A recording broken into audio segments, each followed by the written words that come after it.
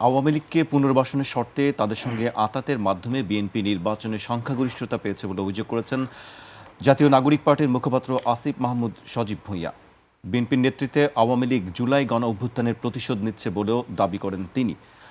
আমরা গতকালকে বেশ কয়েকটি খবর দেখেছি, খুলনাতে, দিনাজপুরে, ঠাকুরগাঁওয়ে আওয়ামী লীগ কার্যালয়ের তালা খুলে সেখানে নেতাকর্মীরা স্লোগান দিয়েছেন, ফুল দিয়েছেন।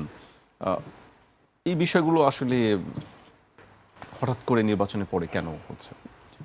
দেখেন, ক্ষমতার পালাবদলে আওয়ামী লীগের পতন হয়েছে। এই মুহূর্তে আওয়ামী লীগ সাংগঠনিক কার্যক্রম পরিচালনা করতে পারছে না। কিন্তু আপনাকে মাথায় রাখতে হবে, বাংলাদেশে বিএনপি, আওয়ামী লীগ বড় দুটি দল। এই যে জামাত ইসলাম আজকে বড় দল হওয়ার সুযোগ পেয়েছে, সেটা কিন্তু আওয়ামী লীগের নির্বাচনে অংশগ্রহণ করার সুযোগ না পাওয়ার কারণে।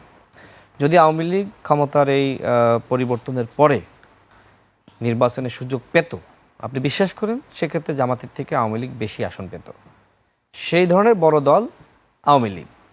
এখন যারা গণ অভ্যুত্থানে আমরা যারা ছিলাম, আমরা যারা অংশ নিয়েছি, নেতৃত্ব দিয়েছি, স্বাভাবিকভাবে তারা চায়নি যে আওয়ামী লীগ আসলে তারা নির্বাচনে অংশগ্রহণ করার সুযোগটা পাক।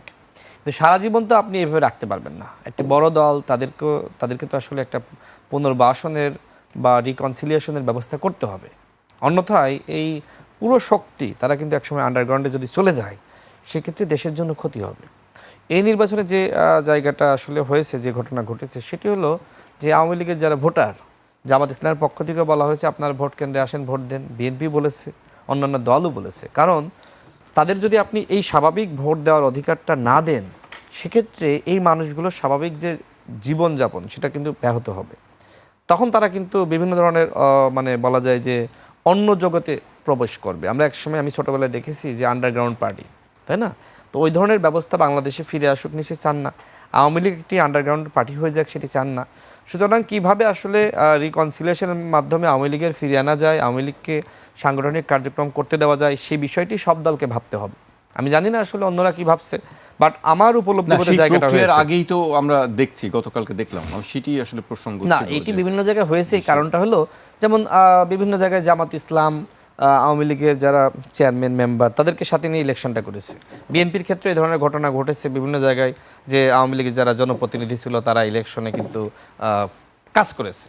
তো এই মানুষগুলোকে আস্তে আস্তে এইভাবে স্বাভাবিক প্রক্রিয়ায় নিয়ে আসা, এটা প্রত্যেকটা দলের দায়িত্ব।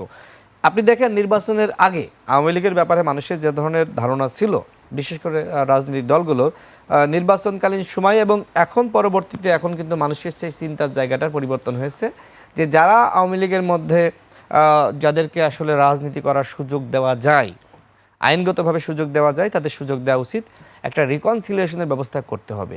এখন আওয়ামী লীগের অফিসগুলো আসলে কারা খুলে দিচ্ছে, সেটি আমাদের ভাবার আগে দেখতে হবে যে আওয়ামী লীগকে নিয়ে যদি আপনি নির্বাচন করতে পারেন, তাহলে এই আওয়ামী লীগ কেন আসলে তার অফিস যদি কেউ খুলেও দেয়, কেন খুলে দিতে পারবে না? সেই প্রসঙ্গ, সেই প্রশ্নও তো এসে যায়। আমিও যে বললাম না যে নির্বাচনের আগে আওয়ামী লীগের ব্যাপারে মানুষের যে মনোভাবটা ছিল, নির্বাচন পরবর্তী সময়ে সেই মনোভাবটা কিন্তু ভিন্ন রকম দাঁড়িয়েছে। এর পিছনে অনেকগুলো কারণ আছে। কারণ আমরা যে প্রত্যাশা করেছিলাম যে নির্বাচনের সময় নির্বাচন বানচাল করার জন্য আওয়ামী লীগ এক ধরনের চক্রান্ত করবে, জ্বালাও পোড়াও করবে, কিন্তু আওয়ামী লীগ সেই কাজটি করেনি। আওয়ামী লীগ আসলে সেই কাজটি করেনি, বা করার সুযোগটা যারা হয়তো করতে চেয়েছিল তারা পারেনি। এই জন্য এখন কিন্তু এই প্রসঙ্গ আসছে, সব জায়গায় আলোচনা আছে যে রিকনসিলিয়েশন করতে হবে। কারণ ওই যে বললাম যে আওয়ামী লীগ, বিএনপি বড় দুটি দল, এবং এই যে বাংলাদেশে যে রাজনৈতিক শূন্যতা সৃষ্টি হয়েছে, সংকট সৃষ্টি হয়েছে, এই সংকট শুধুমাত্র রিকনসিলিয়েশনের মাধ্যমেই কাটানো সম্ভব। জি, আপনার কাছে আবারও আসবো।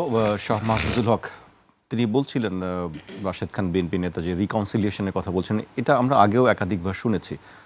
আপনাদের অবস্থান কি আসলে? আমি এটা একটু স্পষ্ট করি। জি, অর্থাৎ বিচারটা আপনি করবেন যারা অপরাধী তাদের, আর যারা অপরাধ করে নাই তাদেরকে আপনি রিকনসিলিয়েশন করবেন। অনেকে হয়তো বিভ্রান্ত হতে পারে, এজন্য আমি স্পষ্ট করলাম। যাদের বিরুদ্ধে অভিযোগ আছে, অপরাধ করেছে, তাদের অন্যায় করেছে, তাদের আপনি বিচারটা করেন, সেই কথাটা বলা হচ্ছে। এই জন্য আমি বলছিলাম যে ট্রুথ অ্যান্ড রিকনসিলিয়েশন কমিশনটা দরকার ছিল।